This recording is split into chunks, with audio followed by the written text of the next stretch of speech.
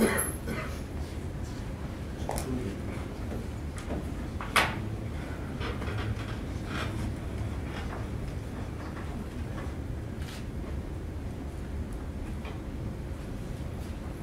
morning, ma'am. Would you state your name, please? Sure. My name is Sandy Baker. And Ms. Baker, I know Attorney Yoder just mentioned it, but would you tell us your relationship to Mr. Robinson? I'm his father's sister. He's my nephew. He's my nephew. What would you like to say, ma'am? Well, just first of all, it's been an unfortunate situation for everyone here, and I think we're all victims in one way or another. I feel bad for those that were injured and all they went through. But I also think Marty's a victim, not necessarily from what happened that day, but life in general. When he was a freshman in college, his grandfather died suddenly, just collapsed in his front yard. That was January 20th of 1997. 1 week later, we just got him back to college. His mother had a massive heart attack and basically died. They had to use the defibrillators on her 5 times, and she suffered severe brain damage. And it's affected all of us.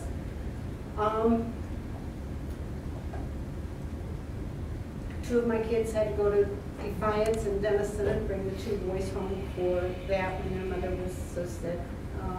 She's now in a nursing home. She doesn't know about, she was told, but she doesn't remember. She doesn't know. And when you see her, she'll say, my Marty hasn't been to see me. My Martin hasn't been to see me. And fortunately, she's not aware of why. And I'm not looking for sympathy. Please don't think that I'm looking for sympathy. But Marty was a good kid. He was good to my kids. He was good to my grandkids. 3 years ago,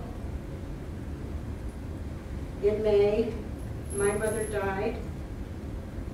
And 2 months later, my husband died. 2 months and 1 day later, my husband died. Marty was close to my mother. He was close to my husband. He used to bring his mother, my mother, and myself flowers on Mother's Day. Every Mother's Day, he'd show up with the flowers for us. He's shared many Friday nights with my mother after my dad died, having dinner with her and spending time with her. He's a good person. I think the day this happened, I'm sure he probably felt like an animal trapped in his own home. I wasn't there, I don't know. But I just think it's a bad situation for everyone. And I just want them to know, all in all, he's not a bad person. I think he needed psychological help long ago, in his early 20s. And we as a family missed that. So, and I do. It's just a bad situation. Anything else, ma'am? I think that's. Thank you for your comments. Thank you.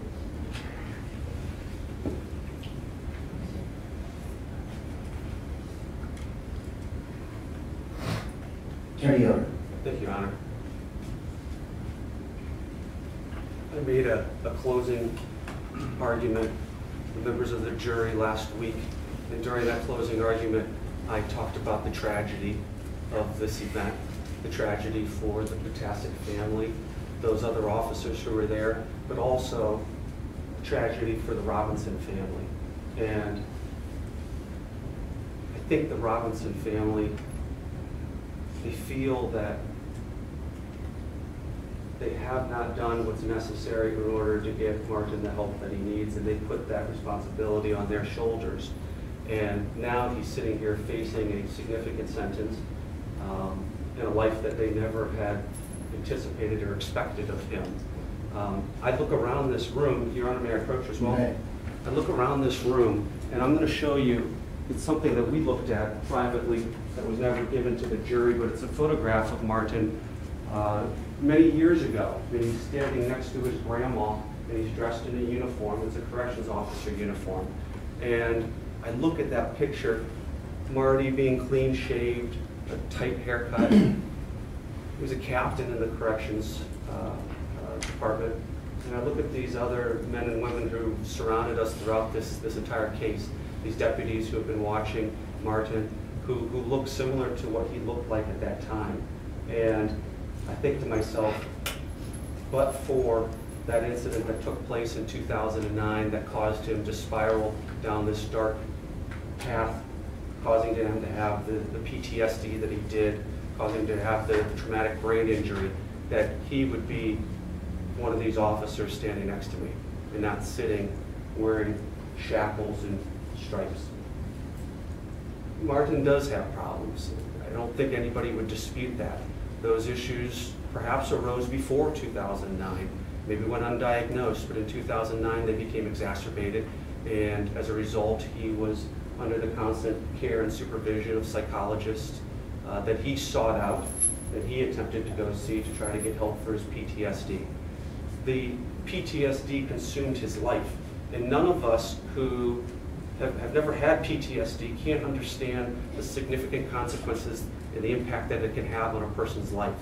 This was a man that would drive around the street numerous times because he thought that he was being followed by police officers, specifically Cleveland police officers who were trying to come and kill him again. This is a man that has, for his entire life, been a law-abiding citizen of our great state and our country, protecting those inmates who needed him. And now, all of a sudden, he turns and tries to protect himself. He does things that he knows isn't right, but he does them anyways. There's issues of whether he was carrying a firearm in a vehicle for self-protection and why he did that. The fact that he didn't come out of his house very often. The fact that he had blinds drawn at all times of the day and the evening. The fact that he started carrying and possessing firearms at his house because he thought that people were going to break in and intruders were going to come and get him and try to kill him. That mental state that he had, he lived with all day long. And on May 31st, that paranoia got the best of him. And as a result of that, somebody got hurt. Other officers were there. I wasn't there. Your Honor, you weren't there. None of us were there except for these officers in the back of the courtroom and Martin. Whether Martin intended on hurting somebody, intended on killing somebody, or just wanted to be left alone to protect himself, we won't know. But what we do know, Your Honor, is that a jury has returned a verdict that carries with it very serious consequences in counts 1 through 14 and also 17. This is not a case that Martin Robbins should receive a maximum sentence. This is a case that I would respectfully indicate to the court that there should be a sentence on the low end, if not the minimum sentence being imposed. There are many factors that favor Martin, the fact that he had no prior criminal record. When you look at the sentencing factors of 29, 29, 12C, the court's required to look at whether there's substantial grounds that exist to mitigate the offender's conduct. And I believe there are, Your Honor. The life that he lived, the fact that he's a college graduate, that he was a corrections officer, that he had no prior criminal record, that he was in his home at that time, the result that he suffers from a significant traumatic brain injury accompanied with PTSD. These are all factors that the court has the right to consider and should. These factors, I think, when you look at them, this was an isolated incident. Martin's not out on the street selling drugs. He's not out on the street hurting people. He's not out on the street conducting criminal activities. He's in his home.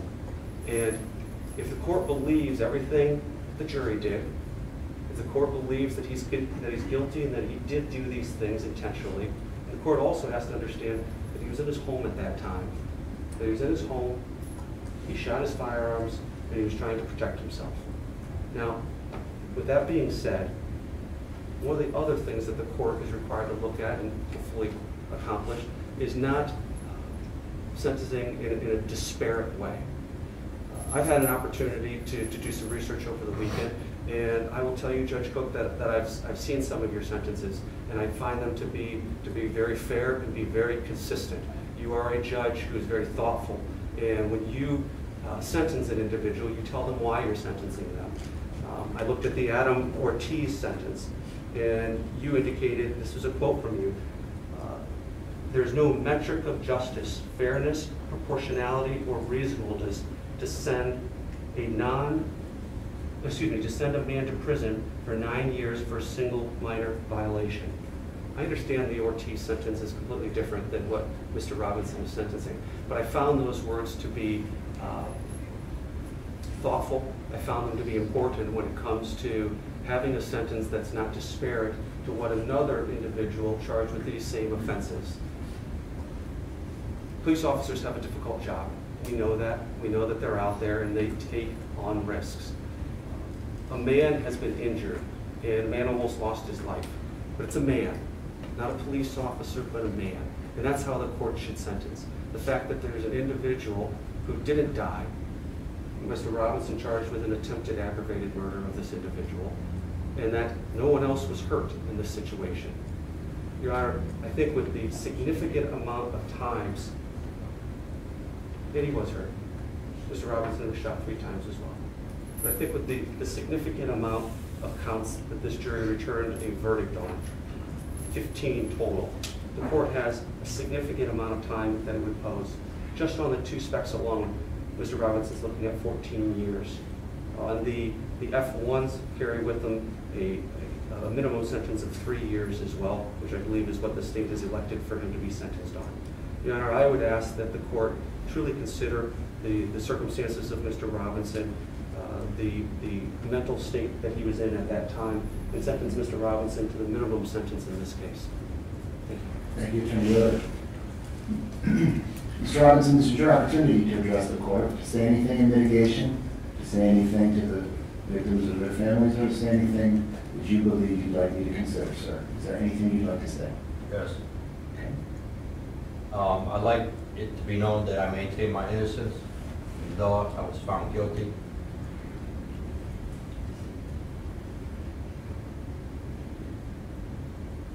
I'm not going to sit here and say I show any remorse for the so-called victims or victim.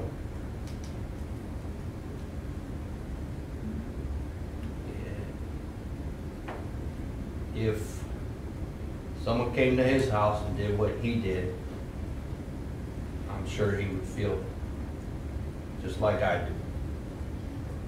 It's human nature.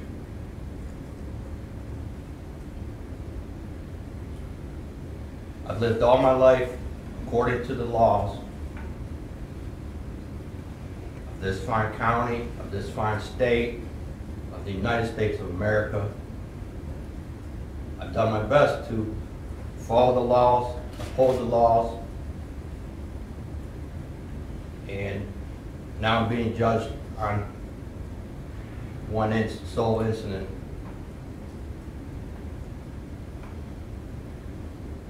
And I tell people all the time I have broad shoulders.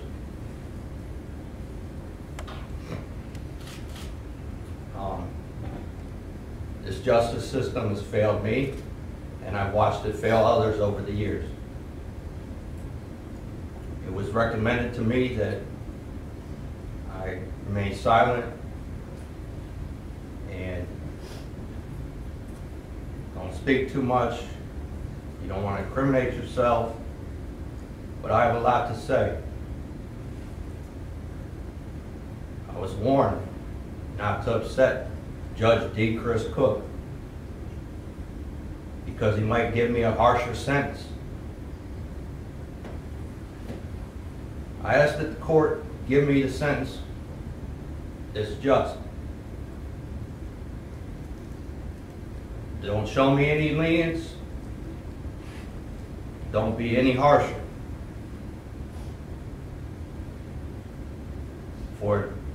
For a punishment to be just, it has to be firm, fair, consistent, swift. If I've done something wrong, you need to advise me of that. Tell me what I've done wrong so I don't do it again. Throughout my life, I had a supervisor. Attorney Sill is wrong. He's wrong on many accounts on how he portrayed me. I don't have a problem with authority. I've worked under authority. What I don't have a problem is telling someone if I think they're wrong. Just because they're in that position doesn't mean they're the know-all, be-end-all.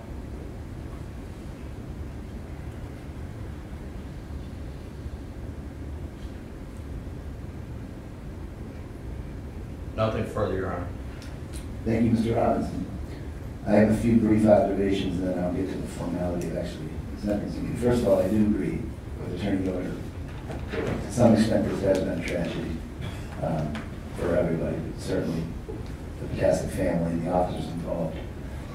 By all accounts, up until July of 2009, Mr. Robinson did lead a pretty normal life. He was educated, he had a very good job, pretty normal guy up until that point. But what happened to him, as tragic as that was, is not a defense or even a justification to what occurred. The events of May 2018 were avoidable and senseless. In fact, they were orchestrated by Mr. Robinson.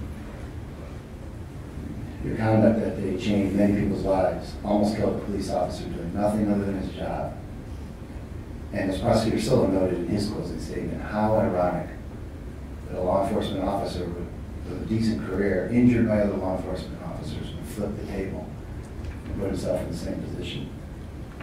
There's also been some criticisms or questions, and I do not mean this in any way despairing with the counsel for Mr. Robinson. He did an excellent job with a very difficult case.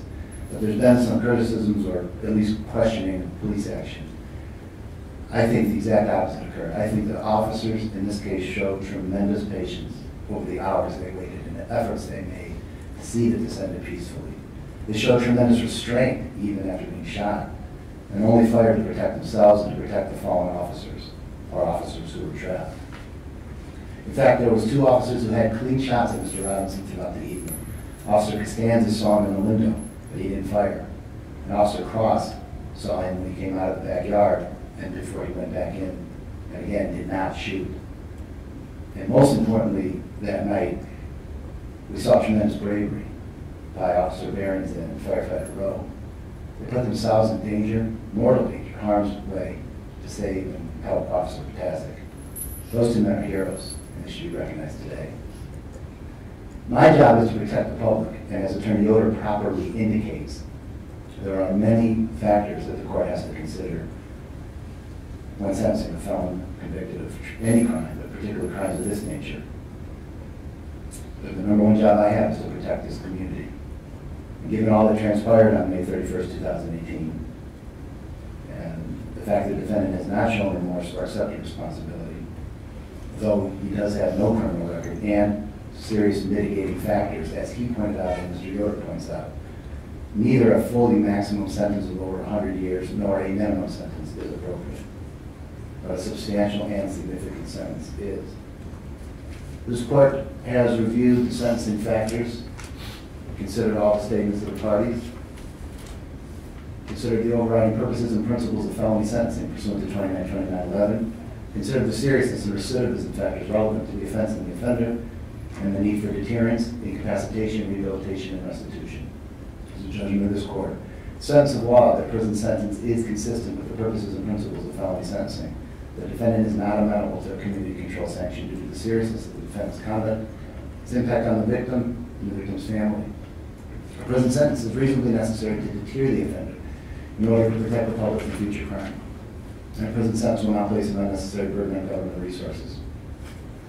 Accordingly, it's hereby ordered the defendant shall serve terms of incarceration of an correctional institution, state penitentiary, as follows.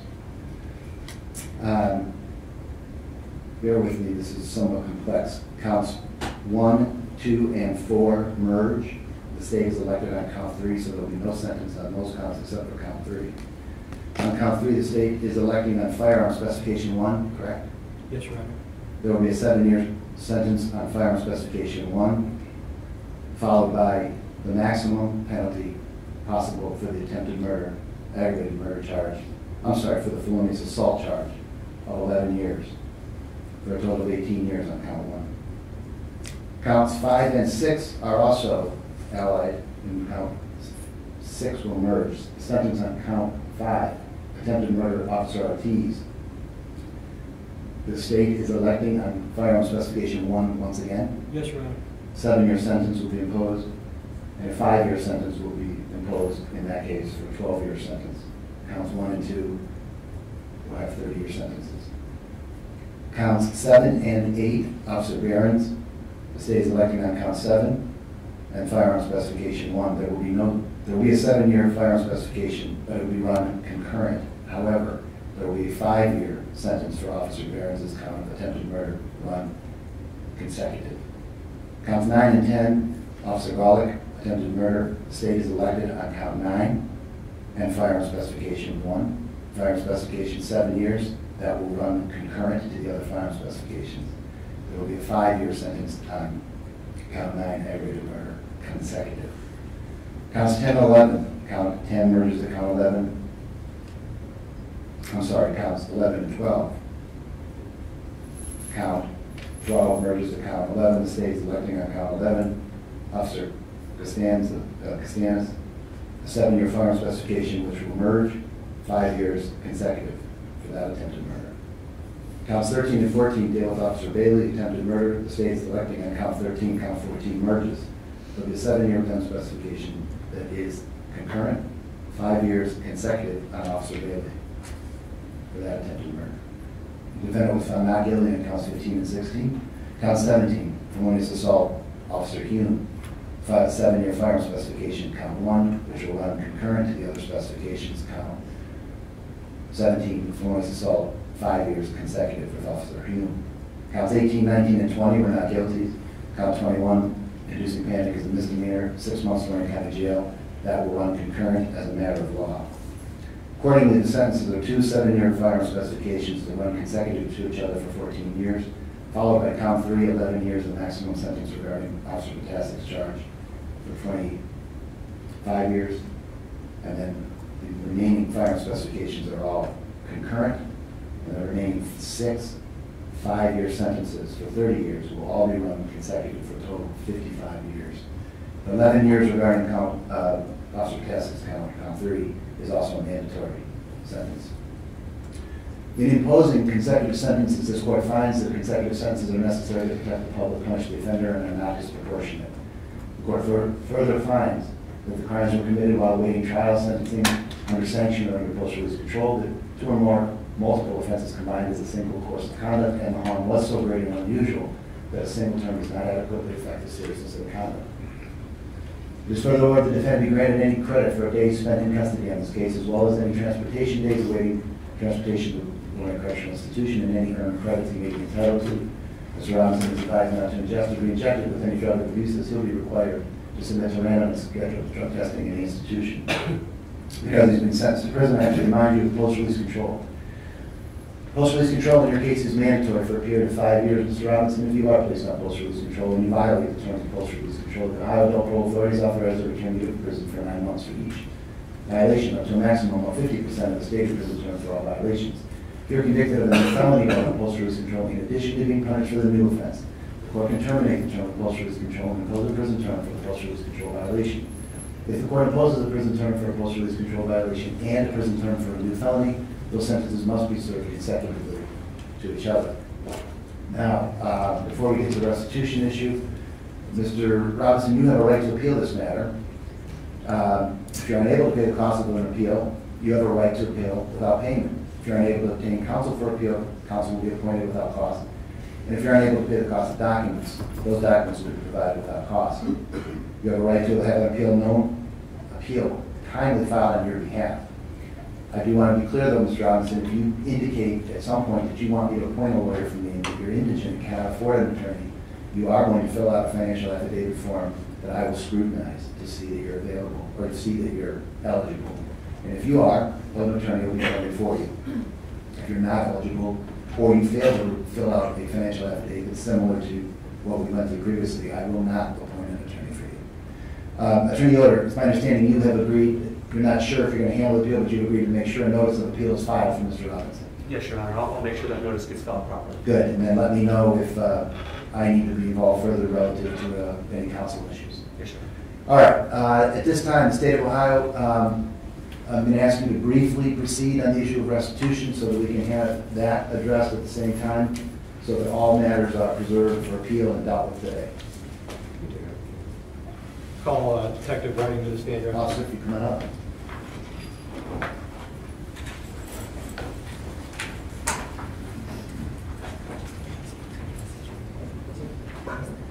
Oh, Your Honor, just, and I might have missed it, we did dispose of count 21 that the court had granted Rule 29 on the tampering with evidence. That was disposed of? Okay. Yes, I put that in a prior entry, and I've amended the indictment to reflect count 21 as now the inducing panic misdemeanor charge.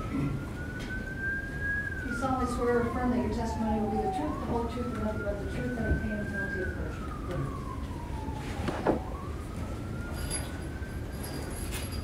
State your name, spell your last name again. Robert Whiting, W-H-I-T-I-N-G. And as you had testified at trial, you were the lead detective on this case? Correct.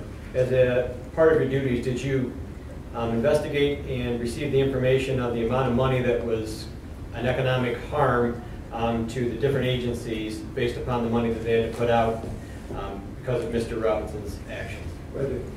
And I'm going to show you this court. Do I have stickers anywhere?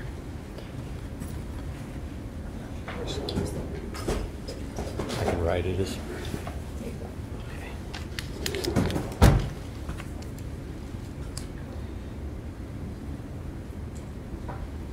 Sentencing States Exhibit 1, Your Honor, handing me this. Can you go through that to see if those are the materials that you had?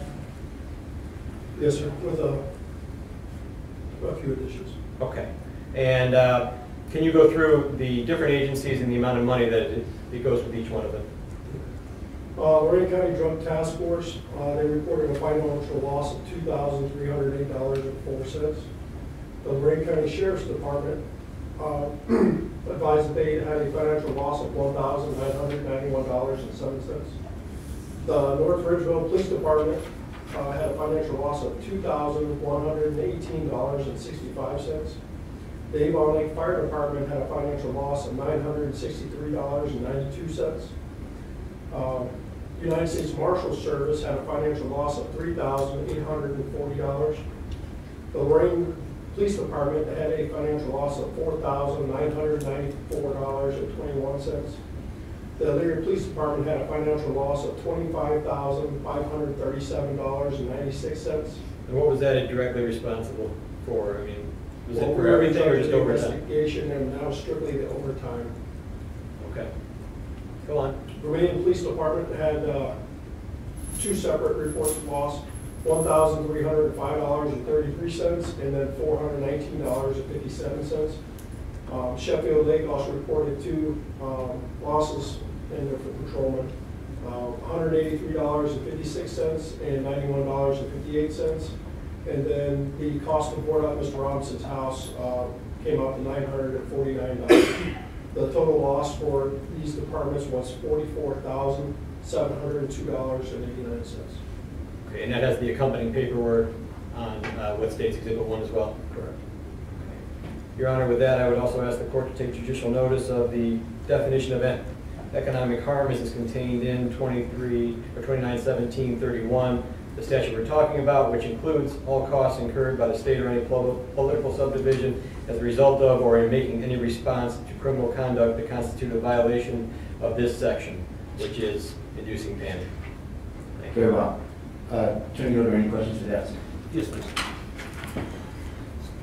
Detective Whiting, Elyria Police Department got involved in this case as a result of the mutual aid agreement that they have with Lorraine, is that correct? Correct.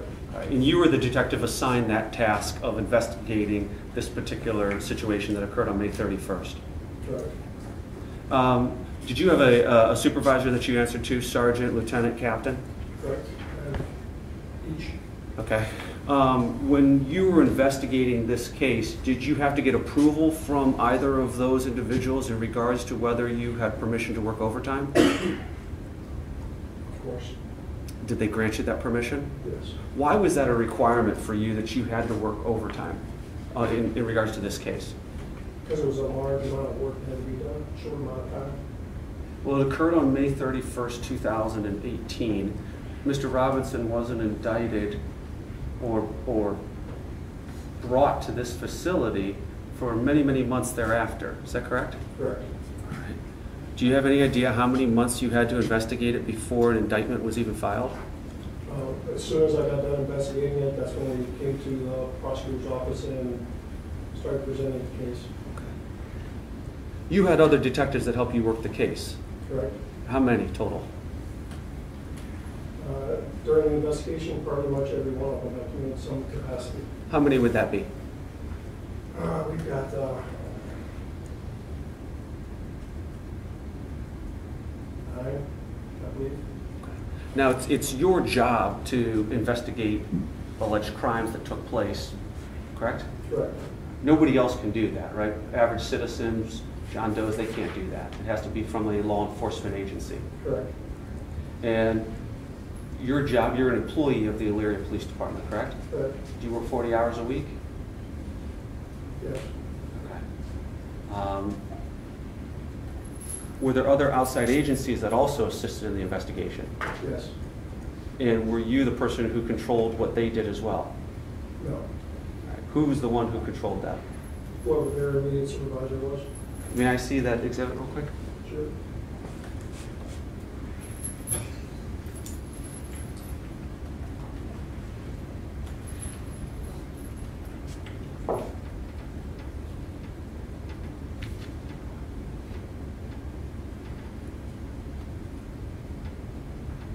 The documents that's attached to State's Exhibit 1 for sentencing, have you reviewed all of them? I've briefly looked at the newest ones, but yes. Did you request these for purposes of the hearing today? I did. One of them is the Vermillion Police Department hours of $419.57, and that appears to be as a result of the SWAT being called out. Is that right? 1 second, let me see if I can copy it. Yeah. Let me see if I can. Or if I can just, Sure. okay. And that's for SWAT being called out, specifically Captain Tester, right? No, that's for Gordon Adams and Sean Bailey. Okay. So Adams and Bailey, Vermillion PD, but they were on the SWAT team and were called out on May 31st to 778 Oliver. Yes. Okay. Is that overtime or is that just regular pay? It says overtime rate. Okay. And the overtime would be as a result of the fact that this was happening over a longer period of time? I don't know on that. It's what they quoted whenever they were asked what they spent. Okay. But they just put in for the overtime. I don't know if they put in for the regular pay. Okay. The $25,000 approximately that was submitted by Elyria PD, do you have any idea how much of that was your overtime pay? I do not. Were there other detectives who had also received overtime pay? I'm sure they did. We were called out at 2 a.m. in the morning, so everybody would get on overtime. I have nothing further. Very well. Prosecutor, Sell, anything? No, Your Honor. Officer, you can step down. You want to tender the exhibit? Yes, Your Honor. Any objection to the admission of the exhibit?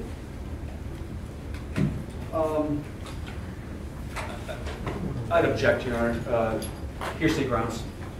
So Rule of Evidence Rule 101C3 provides for miscellaneous criminal hearings to are not encompassed under the evidence rules, and therefore the exhibit will be admitted. I'm going to make a finding of restitution owed in the amount of $44,702.89, the cost of this prosecution, as well as the attorney fees for attorney up till the date that Attorney Yoder entered his appearance. I will not task the costs of Attorney Toth after the point Attorney Yoder made his appearance. Court finds Mr. Robinson financially able to pay financial sanctions at this time. Michelle, Pena, you have it.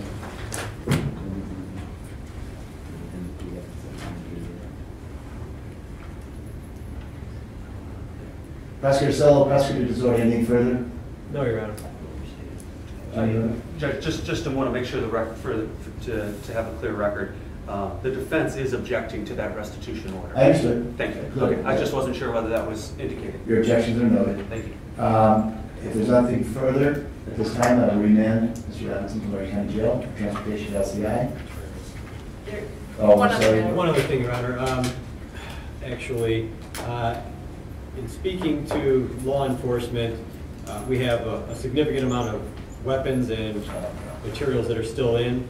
I'm asking pursuant to Criminal Rule 26 to return State's Exhibit 18, Deputy Ortiz's DPMS Model M160, State's Exhibit 24, Deputy Hume's Colt SMG, State's Exhibit 27, Officer Tibbetts' Colt 223, Exhibit 28, Officer Barron's rifle, State's Exhibit 29, Officer Bailey's rifle, State's Exhibit 32, Officer Ramsey's Herschel 308, State's Exhibit 19, Officer Potasik's DPMS Model M160, State's Exhibit 20, the Halligan tool, and State's Exhibit 25, Officer Golick's shield.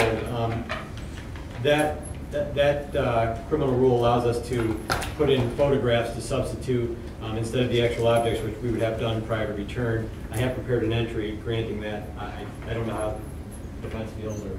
Mr. you'll be heard on that issue. Judge, here's my only issue that I would raise, and that's because I'm not necessarily the one who will be doing the appeal. My concern is limiting any appellate counsel's right to inspect, review, potentially try to do any DNA testing of those weapons as well. So for purposes of our records, we would object to it. What's the code section, Mr. Sawyer? Criminal Rule 26.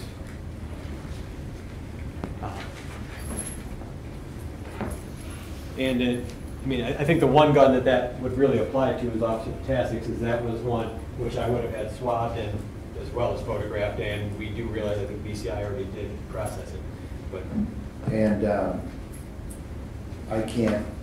There was never any question in this case about the operability of those firearms. There was no question about any. In fact, I don't think there was even any questions relative to the BCI expert who testified about DNA.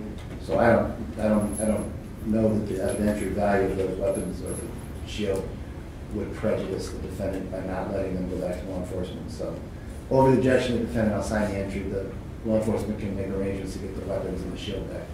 Anything further, Mr. Solo? Ms. Zor? no, Your Honor. Attorney Gilbert? Nothing. All right. Ms. Robinson will be remanded back to the custody of Lorraine County Sheriff for transfer to LCI. Good luck to you, sir.